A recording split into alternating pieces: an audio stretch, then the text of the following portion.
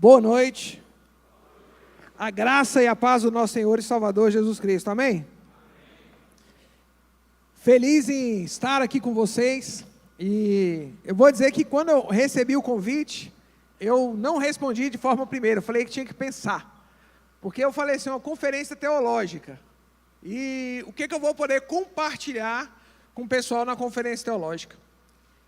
E veio aquele medo assim no coração, João Emílio, de falar assim, vou lá no Seminário do Sul, compartilhar os 117 anos, essa semana os irmãos estão comemorando. Aí eu falei, não, vamos, orei e falei assim, vou aceitar. Aí quando eu olhei quem vinha, aí veio outro fio na barriga ainda. Aí eu falei, agora deu ruim, né? Porque é só gente boa. Aí eu fiquei feliz quando eu vi que estava no primeiro dia. Porque a gente chega no último dia e fala assim, o seminário foi ótimo, a conferência foi maravilhosa, foi só melhorando, né? Porque o ruim é quando eu ficasse por último, porque eu assim, foi indo e o Weber ficou por último, aí caiu. Mas eu vi a graça e a bondade do Senhor também sobre a minha vida. Mas o que marcou meu coração e me alegrou foi ver que o seminário colocou pessoas que amam a igreja. Pessoas para compartilhar, que são comprometidas com a igreja local. Eu tenho tido, e eu falo o privilégio, de ir em tantos lugares, rodar em tantos lugares, e a gente vê pessoas falando para o povo de Deus que não tem compromisso com o povo de Deus. Gente querendo ensinar o povo de Deus a ser povo de Deus sem ter o compromisso e o amor por Cristo Jesus. Chegar aqui e ver o que o Seminário do Sul tem feito, o que tem realizado, ver uma casa dessa cheia, chegar aqui e ver um louvor tão inspirado, como nós ouvimos aqui hoje. Está vendo o Marcelo tocar ali, eu acho que é porque é aniversário dele, né? Ele está mais feliz hoje tocando, o pessoal ali cantando, que alegria, chegar aqui e ver essa vida, ver essa pujança, ver esse derramar da graça de Deus sobre a nossa vida. Saber que esse seminário aqui tem formado os pastores, tem formado os líderes que estarão ocupando lugares tão privilegiados da nossa denominação, gente de perto, gente de longe, gente que tem servido o mundo, porque nós não estamos só no Brasil. Nós, como denominação, graças a Deus, temos atendido a esse chamado do Senhor e temos sido resposta às necessidades do mundo. Eu pensei tanta coisa para falar aqui, porque o tema que me deram foi pregue por todo o mundo. E é a ideia de um poder que é transformador. E não teve como não lembrar quando começou a guerra na Ucrânia. E eu tive a oportunidade de conversar com um dos missionários que estão lá, pastores, que foram formados no nosso seminário, aqui do Sul. Quem teve 2 ucranianos que aqui passaram, né? Lubomir Madriev, Anatoly Smishlikov. E quando a guerra começou e o pessoal ali tenso, e o pessoal liga e fala assim, olha, o Anatoly, foge da Ucrânia, pega a sua família e sai. E aí ele diz, não, eu não vou embora daqui, porque Deus tem nos dotado de uma coragem que nós estamos dispostos a morrer, mas a gente vai continuar aqui pregando o Evangelho e fazer o que nós precisamos fazer. A gente poderia, eu vi o Raul aqui pregando, gente, esse homem aqui, ele é extraordinário. Eu fui agora em fevereiro lá na AMB, e ele foi quem nos recebeu lá na AMB, a gente teve a oportunidade de passar, eu fui no centro de treinamento dos missionários que vão para o mundo todo. A gente chega lá naquele centro de treinamento, tem uma galeria lá, com o nome dos missionários que morreram em campo. São mais de 400 nomes de homens e mulheres ali estampados naquela parede, homens e mulheres que deram a vida, que morreram no campo missionário. Aquela ali é chamada a Galeria da Fé, dos homens e mulheres. Aí chega lá, você encontra o nome de Zacarias, você encontra o nome do Taylor, você encontra o nome de missionários que aqui serviram. Aí a gente lembra aquela tão grande nuvem de testemunhas que estão ao nosso redor. A gente não tem como você não se emocionar. No dia que você for lá em Richmond, procura ele. Não tem ninguém melhor para poder acompanhar você numa visita e contando a história. Aquelas paredes ali, elas têm uma história linda. Uma história linda. Eu estou muito feliz de estar aqui hoje mesmo e a gente poder compartilhar. E eu quero convidar então você a abrir a sua Bíblia em Atos, capítulo 1. E eu fiquei preocupado que me deram esse texto aqui, e a minha mulher disse que ela acha que eu sou meio pentecostal, e aí batista, pregar sobre essa promessa do Espírito Santo, o poder do Espírito Santo. Atos capítulo 1, a partir do versículo 1, vamos lá? Em meu primeiro livro eu relatei a você, Teófilo, aqui é Lucas escrevendo, tudo o que Jesus começou a fazer e a ensinar, até o dia em que foi levado para o céu, depois de dar aos seus apóstolos, escolhidos, mais instruções por meio do Espírito Santo. Durante 40 dias, após o seu sofrimento e morte, Jesus apareceu aos apóstolos diversas vezes. Ele lhes apresentou muitas provas claras de que estava vivo e lhes falou do reino de Deus. Versículo 4. Certa ocasião, enquanto comia com eles, deu-lhes a seguinte ordem: não saia de Jerusalém, até o Pai enviar a promessa, conforme eu lhes disse antes. João batizou com água, mas dentro de poucos dias vocês serão batizados com o Espírito Santo. Então os que estavam com Jesus lhe perguntaram: Senhor, será esse o momento em que restaurará o reino a Israel? E ele respondeu: o Pai já determinou o tempo e a ocasião para que isso aconteça, e não cabe a vocês saber. Vocês receberão o poder quando o Espírito Santo descer sobre vocês, e serão minhas testemunhas em toda parte, em Jerusalém, em toda a Judéia, em Samária e nos lugares mais distantes da terra. Que Deus ele aplique em nosso coração a palavra dele lida nessa noite. Quando nós nos deparamos em um texto como esse, a primeira coisa que nós precisamos entender é que Atos dos Apóstolos não é apenas um relato dos apóstolos. Lucas aqui, ele está falando e descrevendo a continuação da obra de Cristo Jesus. Um Cristo que está vivo, um Cristo que era ressurreto e continua ressurreto, um Cristo que é ativo, um Cristo que dá a direção à sua igreja, um Cristo que dá a direção aos seus discípulos, e um Cristo que aponta essa igreja, que aponta os seus discípulos para uma ação além das quatro paredes, sendo uma grande influência no mundo. Quando nós observamos aqui os primeiros capítulos de Atos, nós vamos encontrar aqui um ponto culminante e ao mesmo tempo uma grande expectativa. Porque aqui os discípulos eles precisam ser capacitados para a missão. E que missão é essa? A missão de testemunhar sobre Cristo por todo o mundo. Quando nós pegamos esse bloco aqui, do versículo 4 ao versículo 8, nós vemos claramente aqui a importância do Espírito Santo na vida da igreja, na vida do povo de Deus, mas acima de tudo, no nosso cumprimento da missão, no propósito para qual eu e você fomos designados, fomos chamados, fomos vocacionados. Jesus aqui, antes da sua ascensão, ele dá uma ordem e ele dá uma promessa. E aqui eu achei interessante porque o Raul começou muito bem dizendo que mesmo quando nós não entendemos, nós devemos trilhar o caminho da obediência. Mesmo quando nós não conseguimos enxergar, talvez, as grandes coisas que estão prometidas a nós, a melhor coisa que nós temos que fazer é trilhar o caminho da obediência. E a promessa e ordem dele aqui é, primeiro, esperem pela vinda do Espírito Santo. Porque esse Espírito Santo será derramado sobre a vida dos crentes em Cristo Jesus. Essa vinda do Espírito Santo, esse Espírito Santo será derramado, capacitando-os com poder extraordinário para o cumprimento da missão e proclamar o Evangelho de Cristo Jesus. Eu queria que a gente caminhasse aqui em alguns pontos nessa noite. E talvez a primeira pergunta que fica no meu coração, e que eu queria que ficasse no seu coração: qual é a necessidade do poder do Espírito Santo? Por que que Jesus aqui, ele ordena que nós não saiamos de Jerusalém, mas que nós aguardemos a promessa do Pai? Vocês serão batizados com o Espírito Santo dentro de poucos dias. A primeira coisa que eu vejo aqui é que a grande comissão, ela é autenticada pelo Espírito Santo de Deus. A nossa missão, o nosso ministério, aquilo que Deus tem colocado diante de nós, ele não é autenticado pelo curso teológico que nós fazemos. Ele não é autenticado pela capacidade de oratória que nós temos. Ele não é homologado pela placa da igreja ou pela denominação que nós fazemos parte. Mas o que marca o nosso ministério, o que marca a vida do nosso ministério, é essa autenticidade dada a nós pelo Espírito Santo de Deus. Ficai na cidade até que sejais revestidos do poder que vem do alto. Meus irmãos, eu não estou dizendo aqui que nós não fomos alcançados por Cristo Jesus, porque nós fomos.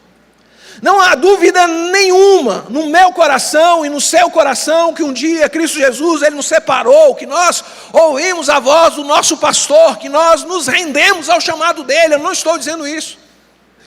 Isso para nós aqui é questão doutrinária. Uma vez que nós temos o Espírito, nós fomos selados com o Espírito. O nosso nome está no livro da vida, não tem como isso ser arrancado. O apóstolo Paulo vai dizer que nem a morte, nem a vida, nem os anjos, nem o principado, nem o presente, nem o porvir, nem qualquer outra criatura poderá nos separar do amor de Deus, nosso Pai, que está em Cristo Jesus, o nosso Senhor. Nem eu e você temos essa capacidade, eu não estou dizendo isso. O que eu estou colocando aqui é que há um momento que marca a minha vida e a sua vida, que é esse enchimento, e quando nós nos deixamos ser usados de forma cabal e completa pelo Espírito Santo de Deus. Talvez essa é a preocupação, por exemplo, do apóstolo Paulo, quando ele escreve à igreja em Tessalônica, no segundo capítulo, na segunda carta, dizendo o seguinte: olha, vocês não apaguem a atuação do Espírito Santo de Deus na vida de vocês. Não é que eu e você temos o poder de arrancar o Espírito Santo, mas o Espírito Santo está lá e não pode ser arrancado. Mas eu e você, pela nossa incoerência, pela nossa falta de busca, pela nossa falta de postura, por não nos colocarmos no lugar aonde Deus quer que nós estejamos, que é o caminho da obediência, eu e você temos o poder de deixar esse Espírito que age em nós, agora inoperante. Nós estamos aqui no seminário, as luzes aqui estão acesas, essa luz aqui ela está apagada, ela deixou de ser uma lâmpada, ela continua sendo uma lâmpada, mas ela não está brilhando. Às vezes o que eu tenho visto é, na nossa vida e na nossa forma de viver, a gente apagando essa atuação, enquanto nós deveríamos irradiar, enquanto nós deveríamos ser, enquanto nós deveríamos mostrar. A gente vai tornando esse Espírito Santo de Deus em nós inoperante. O que Lucas está dizendo aqui é que os discípulos precisam ser revestidos do poder para testemunhar a Cristo, de uma forma que seus corações e palavras sejam movidos por paixão, mas também por convicção. Não é simplesmente aquilo que nós carregamos aqui, mas é aquilo também que é gerado dentro do nosso coração. É quando nós pegamos todo esse conhecimento, e esse conhecimento produz dentro do nosso coração vida, e que nos leva a viver uma vida integralmente ao serviço do Senhor. Que a gente rompe com os desejos carnais, que a gente rompe com as nossas vontades, mais do que isso, a gente rompe até com os nossos medos.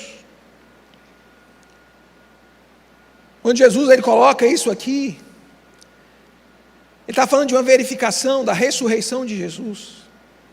Os versículos 3 a 5, nós vemos que os discípulos precisavam de uma confirmação de que Jesus de fato estava vivo. E ele vem e mostra, 40 dias operando, agindo, milagres, sinais, o Cristo ressurreto.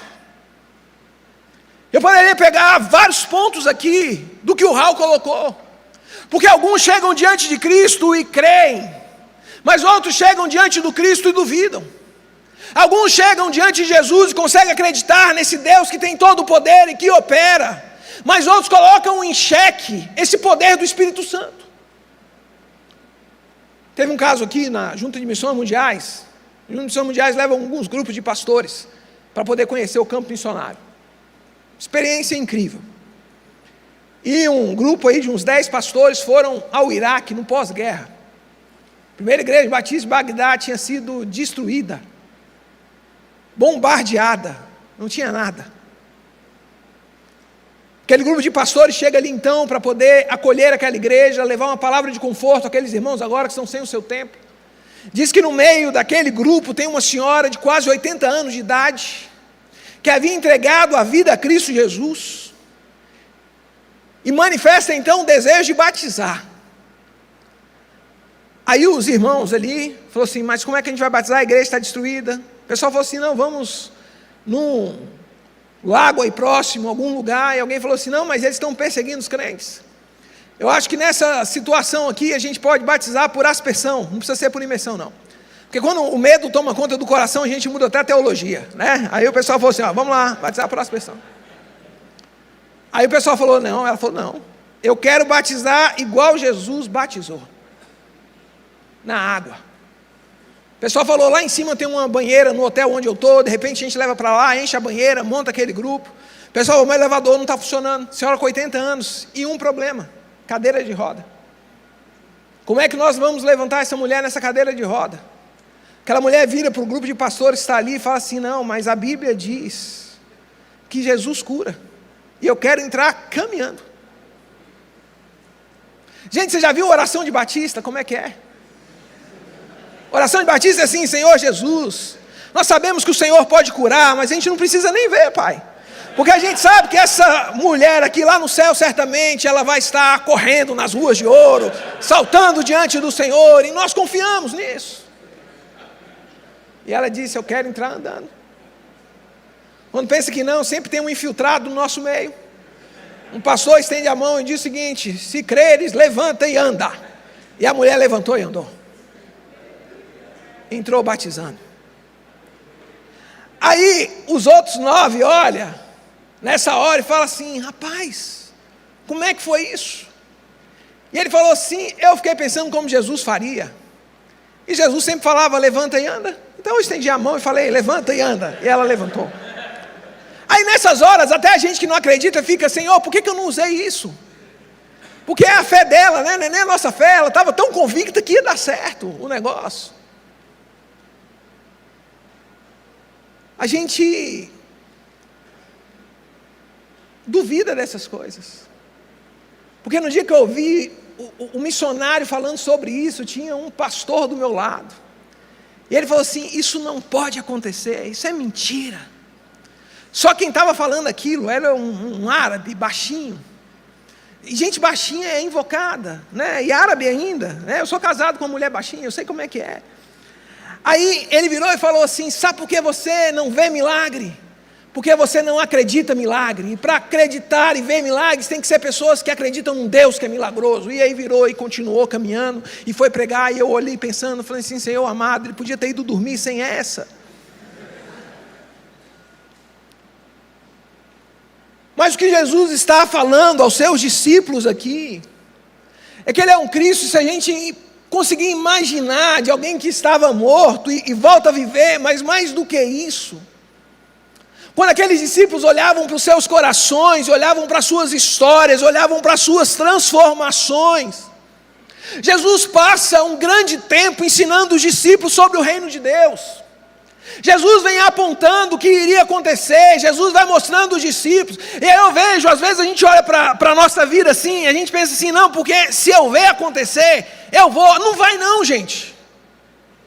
Porque aqueles discípulos ali estavam caminhando, estavam vendo milagres, sendo ensinados por Jesus, e na hora que o negócio pega, eles negam, eles duvidam, eles colocam em xeque.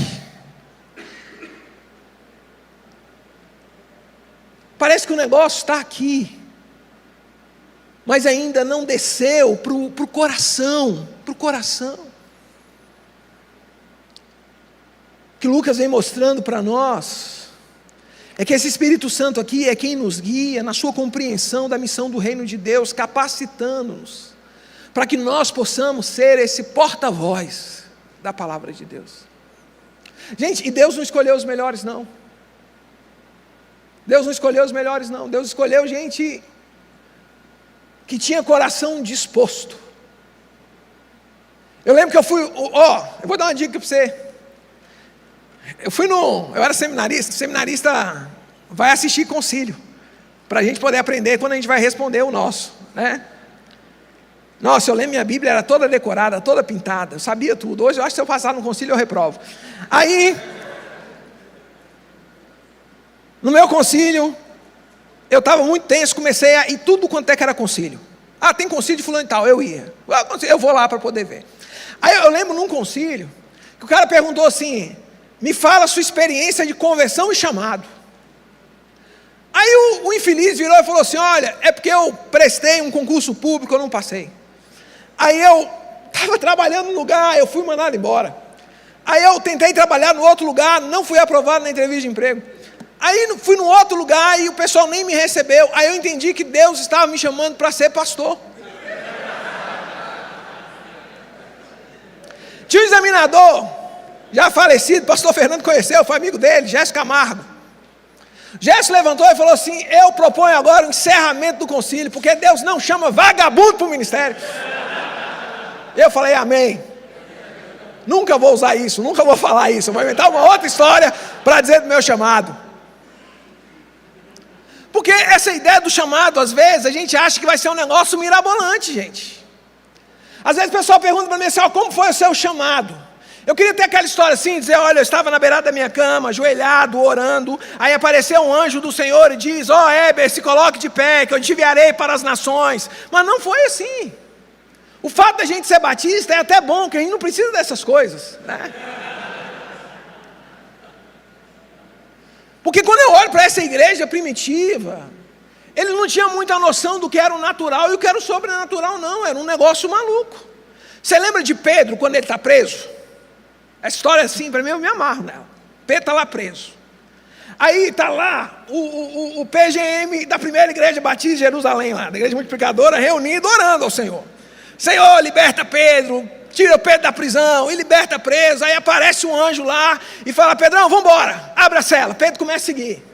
Aí a Bíblia diz que em dado momento o cara some. Aí Pedro fala assim: nossa, era um anjo. Aí a igreja está lá de madrugada orando. Pedro chega na porta lá da casa e bate na madrugada, né? Gente, estou eu aqui, Pedro, na porta e tal. Aí o povo está lá orando. Aí diz que tem um adolescente lá no meio, Rod, né? Os adolescentes sempre fugindo da oração. Está lá, Rod, tal. Aí ela vai lá na porta assim e fala assim: gente, é o Pedro. Aí ela não abre o portão não, ela volta. Aí ela fala assim: gente, Pedro está lá no portão batendo. Aí um irmão vira e fala assim: não se preocupe, é o anjo de Pedro, vamos continuar orando. E continua orando. Aí o texto diz que ele continua batendo. Eu fico imaginando, preso, fugiu, perseguição, aquele negócio todo. Galera, abre a porta aqui. Tá. Aí o povo chega. E a Bíblia diz o seguinte: quando eles vão e veem que é Pedro, eles se espantam. Gente, eu ia espantar quando eu visse o anjo. Não era o Pedro, não. Até porque ver anjo não deve ser tão bom. Porque sempre quando o anjo aparece, ele fala: não temas. Eu acho que eu caía durinho. A gente tem que resgatar essas vivências. Porque isso aqui não é coisa de pentecostal não, gente. Isso aqui é coisa de gente que tem intimidade com o Senhor, que ouve a voz do Senhor. Isso aqui é coisa de gente que recebeu o Espírito Santo de Deus e tem intimidade com o Senhor. Eu não estou falando simplesmente dos milagres, não. Eu estou falando de relacionamento com Deus. Porque o povo aí não acredita que a gente tem o Espírito Santo. Eu pastoreava lá em Brasília, Igreja Batista Esperança. E eu tenho uma terapia. Quando eu estou muito tenso, eu gosto de aguar a planta. Eu fico molhando grama. Cada um tem a sua loucura. E eu estou lá molhando a grama. Na frente da nossa igreja morava uma irmã pentecostal. E um dia ela chega lá e falou: pastor, eu fico assistindo o culto aqui da sua igreja. Que coisa boa. Coisa maravilhosa seu culto. Eu estava falando com meu marido esses dias. Falou: amor, viu como eles cantam bem? O pessoal aí prega direitinho. E olha que eles nem têm o Espírito Santo. Aí eu falei: como assim, minha irmã, que não tem o Espírito Santo? Aqui a gente tem o Espírito Santo sim. Ah, não, mas vocês não acreditam. Eu falei: acredita? Não acredita da forma que a irmã acredita, mas a gente acredita. Ela gostava, ela tinha umas visões. Um dia ela chegou para mim, Pedro, falou assim: pastor, eu estava orando pelo senhor aqui e eu vi o demônio sentado no telhado da sua casa. Eu falei: está repreendido, minha irmã. Minha casa não é tamborete do capeta, não. E a visão é errada, que eu moro em apartamento, no terceiro andar, pode ser sentado na casa de outro.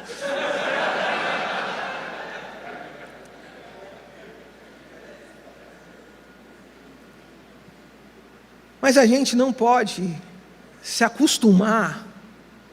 É muito fácil a gente se acostumar sem essa vivência do sobrenatural na nossa vida. Pastor Pascoal, cadê o Douglas ali, que é lá da equipe dele? Pastor Pascoal, uma vez ele estava pregando, João Emílio estava lá no grupo de mentoria com a gente.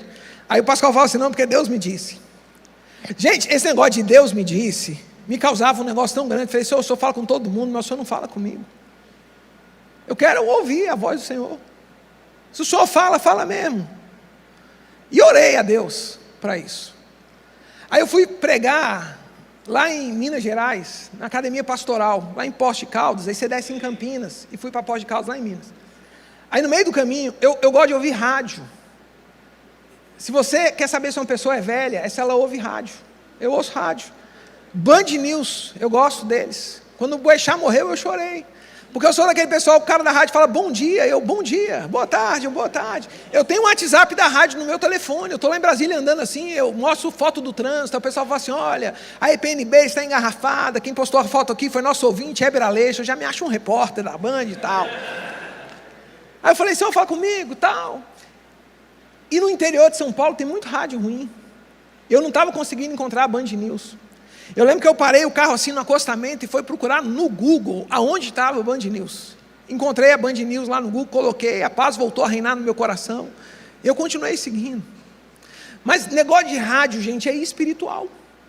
Porque você fica parado no mesmo lugar e você aperta o botão e vai mudando a voz. E naquele dia Deus falou comigo. Porque eu ouvi nitidamente Deus falar assim, olha, eu estou sempre falando, o que você precisa fazer é ajustar o seu coração à frequência de onde eu estou falando. O problema não é eu não falar, o problema é como está a frequência do seu coração. E eu orei e falei, Senhor, ajusta a frequência, tira o ruído. Nesse mundo de muitas vozes, que eu aprenda a ouvir a voz do Senhor. Eu quero ouvir a voz do Senhor. Saí daquele congresso, Abdala vai estar aqui, fui pregar lá na igreja do Abdala. Aí minha mãe estava na cidade de Jacaraí, fica quase 1 hora de Guarapari. Eu fui visitar a minha mãe com meus filhos. E a Mariana dentro do carro. A gente passou assim na porta de uma igreja. Tá assim, eu errei o caminho, entrei dentro de uma comunidade lá em Vitória, Felipe. Aí estava aquela porta assim, né? Ministério, igreja pentecostal. Ministério não sei o quê, igreja, sede internacional. Aí eu falei, Senhor amado, a sede internacional daquela igreja, aquela portinha ali. Aí tinha uma menina de uns 9, 10 anos de idade, ela estava assim, lavando a escada da igreja, na entrada da igreja, assim, ajoelhadazinha, com um paninho, passando e tal. Eu olhei aquela cena, uma cena linda. Aí eu ouvi no meu coração, assim, nitidamente, dá o dinheiro que você tem na carteira para ela. Aí eu falei, não é Deus que está falando, meu dinheiro eu não vou dar não, eu quero ouvir de outra forma. E Deus falou comigo de novo, volta e dá o dinheiro. Eu falei assim, eu não dou. Mais uma vez, volta e dá o dinheiro. Aí nessa hora a gente faz o teste. Eu falei assim, Senhor, se for para me dar o dinheiro, que o Senhor vai falar com a minha esposa. Mariana estava do meu lado. Porque assim, a minha esposa, ela é baptista. Ela é tradicional. Aí, lá em casa é 2 campainhas, porque se uma queimar, a outra funciona para ninguém bater palma. Coisa assim, tradicional zona. Toca piano, gosta do cantor cristão, HCC inovação para ela. Aí, eu falei assim, Mariana, o que é que você está pensando? Aí ela falou assim, a menina na porta da igreja. João, quando Deus quer abençoar, Ele fala até com Batista. Aí, eu voltei e dei o dinheiro para a menina. Mariana virou e falou assim, deixa que eu dou. Aí a menina encostou, na hora que ela encosta, veio a mãe ali, um irmão. Mariana pega o dinheiro, coloca na mão dela assim, e fala assim, quando nós cuidamos das coisas do Senhor, o Senhor cuida das nossas coisas. A mãe daquela menina começou a chorar. Falou assim, nós estamos aqui fazendo faxina, porque nós precisamos pagar o aluguel. Esse dinheiro aqui foi dado pelo Senhor. No outro dia a gente sai. A gente foi comer uma muqueca lá no Curuca. Gente, Curuca é caro, eu sou pastor de igreja pequena. Mas estava de férias, os meninos ali. Os meninos pedindo, e meus filhos, parece gafanhoto no deserto, eles vêm assim, detonando tudo. E a gente fica meio pesaroso de falar para o menino comer quando pede, né? Você fala, não, vai, já está aqui, né? A gente faz um parcelamento depois no banco. Vai comendo, meu filho, vai comendo. Aí a Abdala estava lá, e eu falei, Senhor, usa o Abdala hoje, né? Para ele pagar essa conta. Na hora que o garçom chega com a conta, ele falou assim, olha, está tudo certo, já está pago. Aí o Abdala olhou e falou assim, como assim, meu irmão? Ele falou, alguém já passou e acertou, está tudo pago. Na hora que ele falou aquilo, veio no meu coração. Quando nós cuidamos das coisas do Senhor, o Senhor cuida das nossas coisas. Aí eu perguntei para ele, falei, pagou o cafezinho também? Porque quando o Senhor abençoa, a gente pode abusar, né? Quando ele está falando desse poder do Espírito Santo aqui, eu não estou falando simplesmente de milagres, eu não estou falando simplesmente de coisas sobrenaturais, mas é esse Espírito Santo aqui que opera em nós, e que não é simplesmente uma experiência emocional ou um momento isolado, mas é uma capacitação divina para a gente poder viver essa missão de Cristo no mundo. Porque esse batismo aqui, ele está falando que não é simplesmente um revestimento, mas é um enchimento do Espírito, que transforma esses discípulos agora de seguidores tímidos para mensageiros de um ousado evangelho. Porque se aquela igreja agora, ela estava ali temerosa, dentro de uma casa, com medo da perseguição, ela deixa de ser essa igreja temerosa e ela se coloca no lugar da perseguição. Se o seu discurso agora ainda é um discurso tacanho, com medo, agora é onde a gente chega na praça pública e a gente vê um Pedro externar: olha, me importa agradar a Deus e não agradar aos homens. Mas mais do que isso, quando nós olhamos aqui as pessoas em Atos dos Apóstolos que eram consideradas cheias do Espírito Santo de Deus, nós temos visto homens e mulheres aqui que ocupam a posição de diaconia, de serviço. Por que Estevão, ele é chamado? Porque ele era um homem cheio do Espírito Santo. E quando nós vamos olhar que Deus, no decorrer da história, vai chamando homens e vai chamando pessoas, Ele vai chamando gente, pessoas cheias do Espírito, pessoas que estão dispostas a serem cheias do Espírito.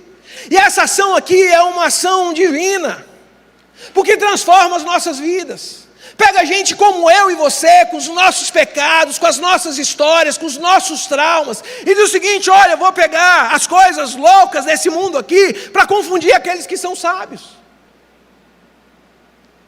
Gente, minha família, ela é uma loucura. A minha família é aquela família assim, de dar problema na igreja. Meu pai, ele foi interno da Cristolândia.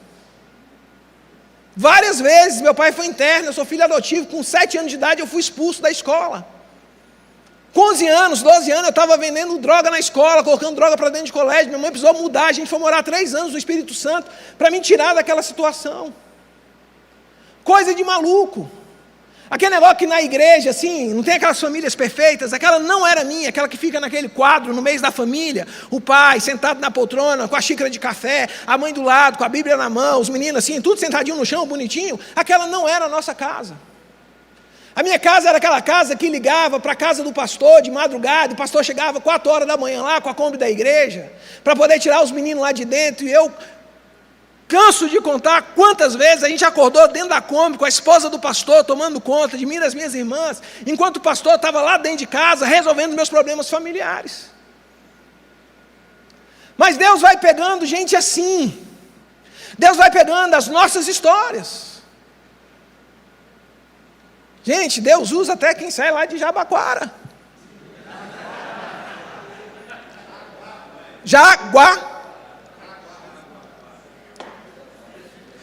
Pior do que Jaguacara é Manhumirim. E dota esses homens de um poder para testemunhar. Jesus vai deixar claro no versículo 8 de Atos que o propósito do batismo com o Espírito Santo não é dar o poder para a gente se gloriar, não é dar o poder para a gente se ufanar e dizer: olha, eu sou poderoso, olha, eu faço isso, olha, eu faço aquilo, mas é o poder para a gente servir. Mas recebereis poder ao descer sobre vós o Espírito Santo, e sereis as minhas testemunhas até os confins da terra. Aqui nós vamos ver que a missão de pregar o Evangelho não é uma tarefa humana, mas é uma tarefa divina, que depende do poder de Deus para ser cumprida. Gente, a gente precisa trazer no nosso coração essa convicção de quando o Espírito Santo ele desce sobre o crente, ele nos dá e nos confere uma profunda convicção sobre a verdade do Evangelho.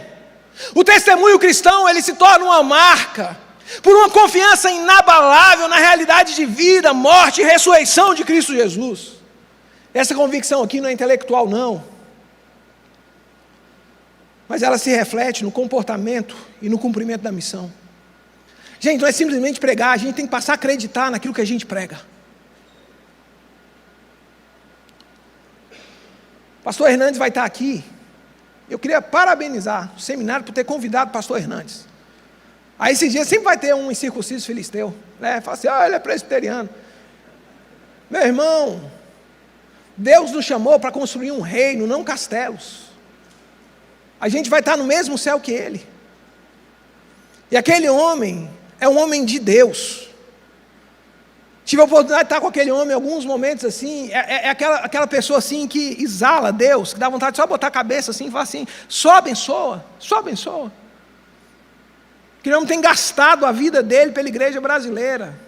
Então se alguém falar alguma coisa, você repreende em nome de Jesus, fala, sai daqui, capeta.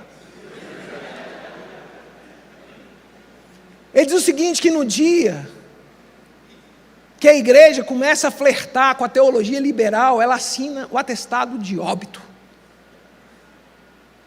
Gente, a igreja suporta tudo. Eu já vi alguns desvios teológicos que a gente consegue consertar. Existem alguns erros aí que a gente olha que é possível restaurar.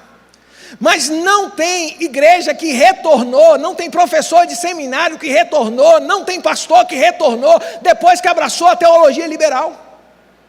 Não tem na história. Esses caras matam igreja, eles matam pessoas, eles têm matado o ardor no nosso coração. Eu sou um defensor do estudo teológico, eu estou no seminário, numa conferência teológica, eu não vou dizer para a gente aqui não estudar não. Mas no dia que Pedro chega diante de Jesus, depois que Jesus restaura o ministério de Pedro, e aqui para mim eu acho que a gente peca quando diz que Pedro abandonou o ministério.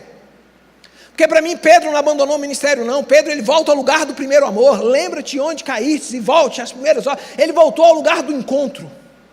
Ele falou, pode ser que ali Jesus me encontre novamente, ele volta ao lugar do chamado. Jesus chama ele. Gente, se sou eu ou você, a gente está na beira da praia dizendo o seguinte, oi circunciso filisteu, pecador, vem aqui. Jesus não, Jesus está esperando ele com um churrasco, peixinho façado. Ele senta e a pergunta dele para Pedro é, Pedro, você me ama? Aí a gente conhece a história, Pedro, você me ama? Pedro, você me ama? Na hora que ele entende que Pedro ama, ele diz, então pastorei a minha igreja. Sabe o que é a prerrogativa para Pedro poder pastorear a igreja de Jesus? É o amor que ele tem pelo Senhor. Gente, a gente precisa resgatar essa paixão no nosso coração por Cristo Jesus. A gente precisa resgatar esse amor nos nossos púlpitos por Cristo Jesus. A gente precisa dessa sabedoria aqui que vem do Espírito Santo, que torna um testemunho de Cristo algo irresistível. Gente, como que pode? E a gente teria que estudar muito e se preparar muito para compartilhar da palavra de Deus, porque como tem gente que consegue fazer um negócio que é tão belo, tão lindo, tão profundo, ser algo chato.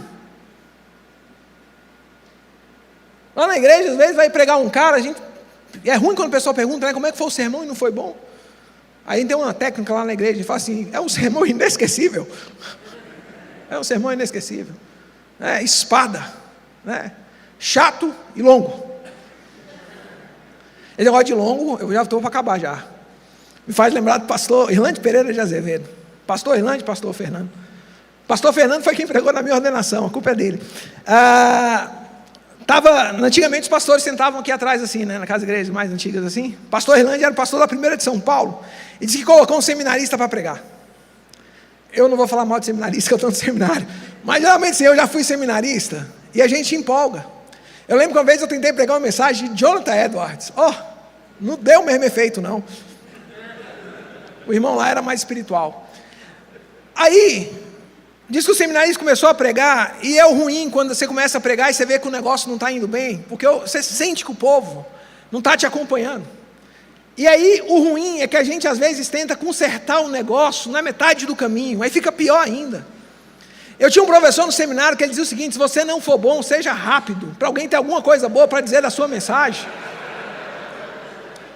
E aquele seminarista pregando, e foi 40, 50 minutos, e aí disse que o pastor Irlande, assim, né, meio inconformado, disse que ele gritou assim, amém faraó, e o seminarista 1h10, e aí ele agora gritou com mais entusiasmo, amém faraó, e aí o seminarista olhou para ele e falou assim, pastor Irlande, o que é esse negócio de amém faraó? Aí ele, deixa o meu povo ir, né?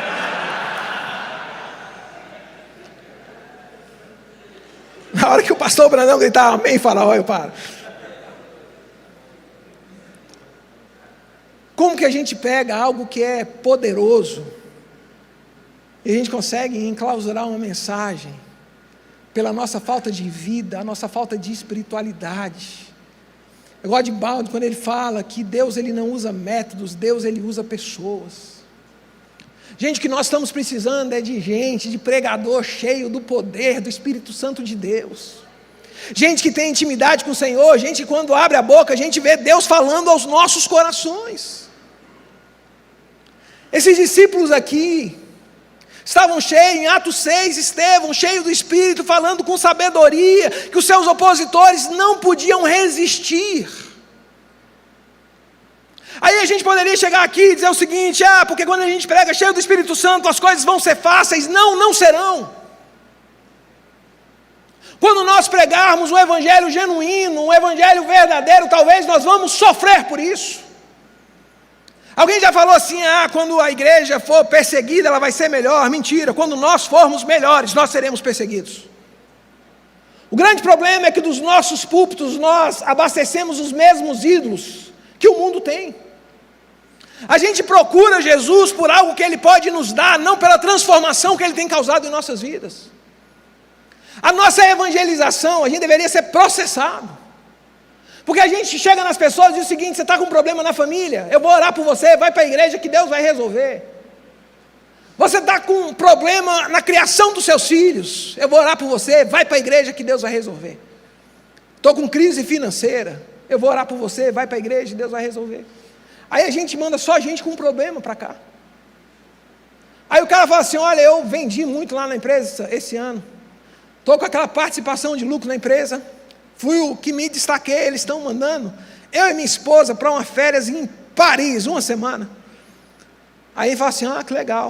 Ele vai falar assim: que bom, eu vou orar por você, você precisa procurar uma igreja. Por que a gente manda as pessoas procurarem Jesus só quando elas passam por problemas? Só porque quando elas enfrentam lutas? Porque Jesus passou a ser um meio da gente conseguir alcançar alguma coisa, e Ele para nós não é o fim de todas as coisas.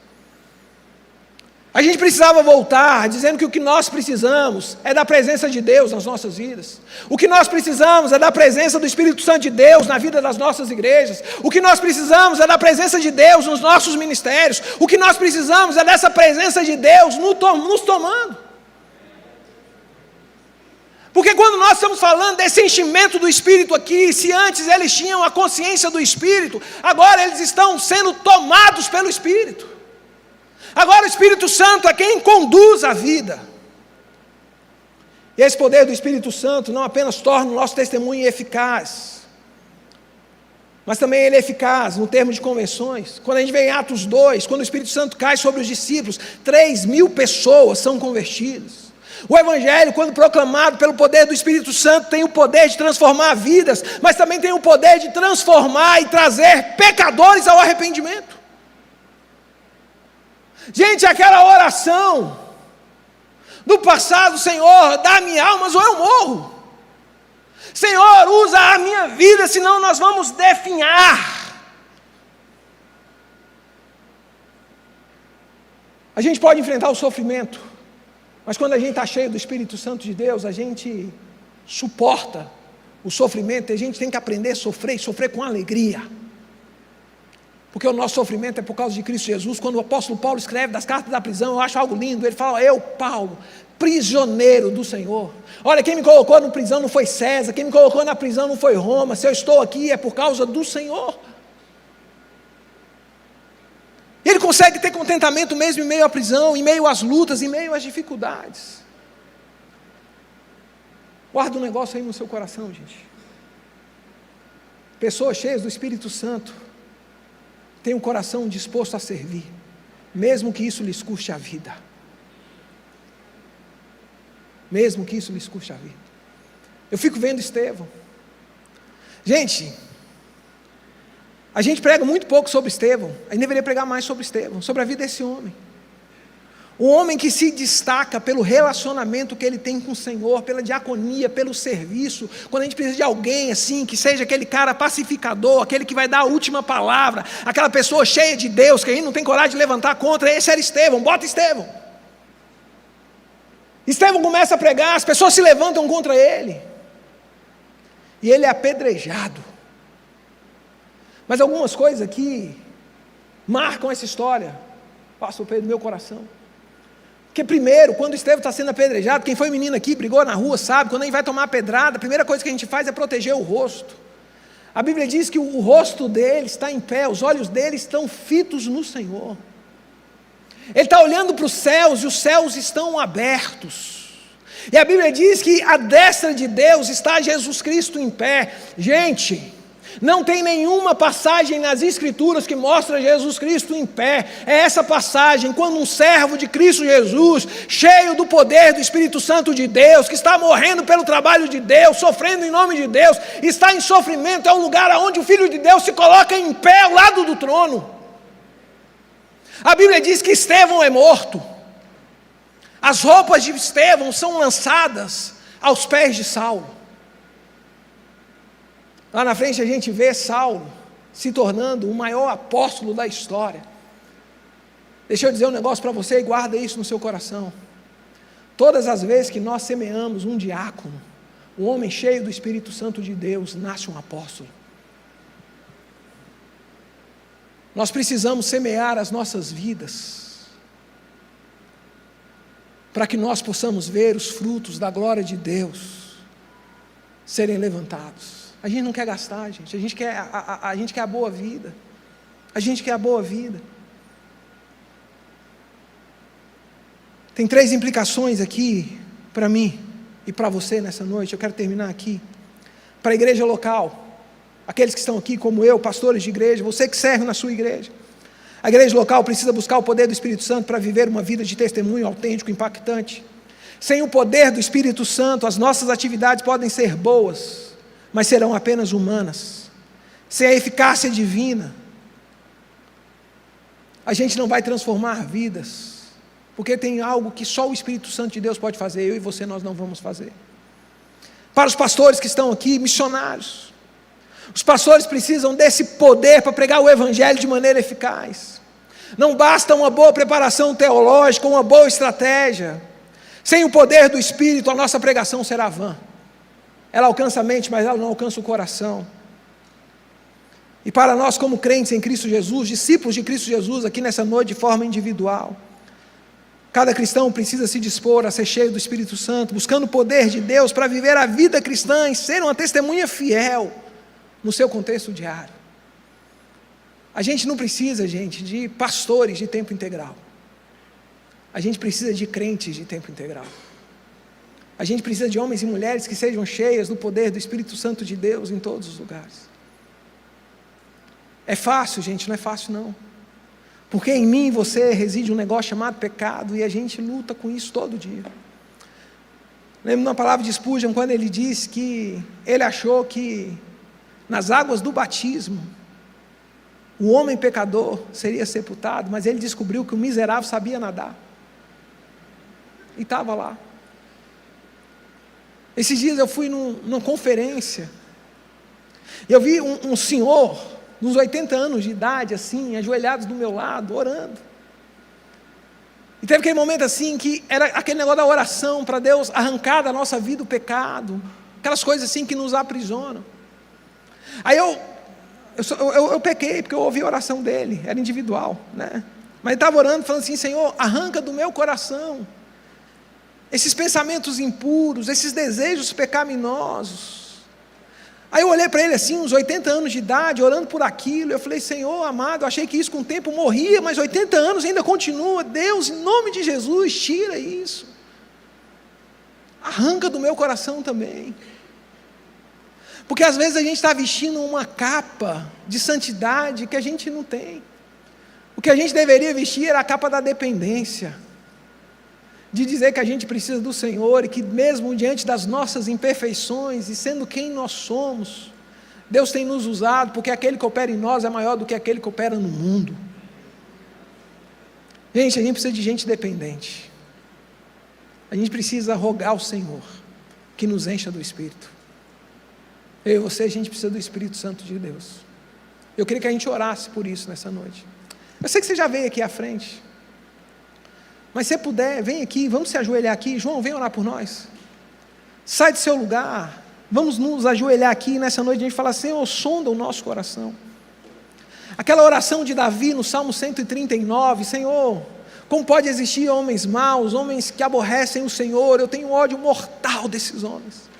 Aí Davi, ele para e ele vê que ele era como aqueles homens. E aí na oração dele é: Senhor, sonda o meu coração, vê se há em mim algum caminho mal, e transforma. Nossa oração nessa noite é para que Deus possa nos transformar, porque depois de sermos transformados, nós podemos ser enchidos, e a nossa vida vai ser usada para a glória do nome do Senhor Jesus. Amém?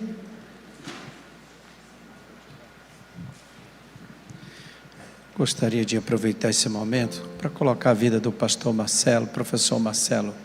Hoje ele completa mais um ano de vida. Eu quero agradecer a Deus, viu, Marcelo, pela sua vida, querido. Deus tem te usado tremendamente. O Senhor te abençoe com muitos anos de vida, saúde e trabalho no reino dele. Você tem sido bênção, uma inspiração para todos nós. Vamos orar então. Senhor Deus e Pai, muito obrigado por esta noite gloriosa. Muito obrigado, Senhor Deus, pelo testemunho de vida os testemunhos dos nossos preletores, as vidas entregues, Senhor Deus. E agora também te agradecemos pelas palavras, pela edificação, pela direção, pela confirmação, Senhor. E agora pedimos também que o Senhor aplique em cada vida aqui, em cada um de nós, aplique a Tua palavra e dê a Tua direção. Além da direção, Senhor Deus, pedimos a capacitação, pedimos a clareza, a revelação do Senhor. E, Senhor nosso Deus, de modo muito especial, agradecemos a vida do Marcelo, nosso professor. Que o Senhor o abençoe, o guarde, o livre do mal, abençoe sua família, sua saúde física, emocional, espiritual, seu ministério. E, Senhor Deus, que o Senhor renove sobre ele as tuas misericórdias, assim como sobre todos nós aqui. Pedimos pelo restante dessa semana aqui na conferência, Senhor, que tudo concorra para a exaltação do nome de Jesus. E é em nome de Jesus que oramos. Amém.